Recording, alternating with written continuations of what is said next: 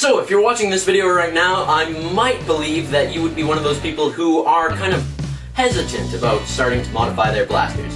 And to that I would say, there is a reason why you would feel that way. Everyone felt that way. I was nervous about modding my first blaster, and so it's kind of understandable that you would be too. But the first thing you need to understand is that you probably will screw up. If you're afraid of failure, then maybe get into something less failable, like school. So the first thing that I would suggest that you do is look up tutorials online. There is nothing worse than having absolutely no idea what you're doing. And even though some people seem to make fun of tutorials, like, oh my god, you did a tutorial, you're not being original at all.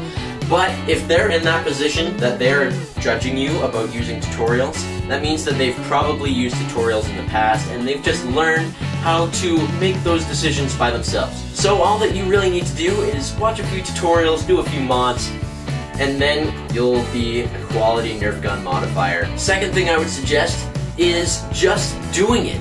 I spent so much time just goofing around thinking about, oh yeah, I'm gonna mod my Maverick. But what if it's not as good as Hoops or Ices? That would be horrible.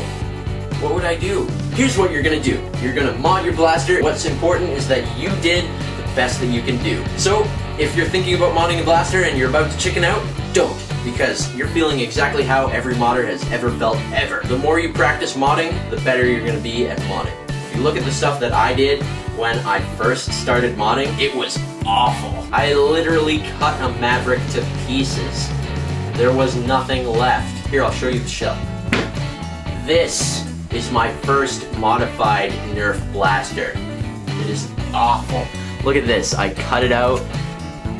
It is the epitome of good lookingness. So, if you think you can do better than this, go ahead and mod a Nerf gun. If I can move on from this to doing something of higher quality, so can you. It's like a shoe commercial. Just do it. Now get out there and get modifying those Nerf guns.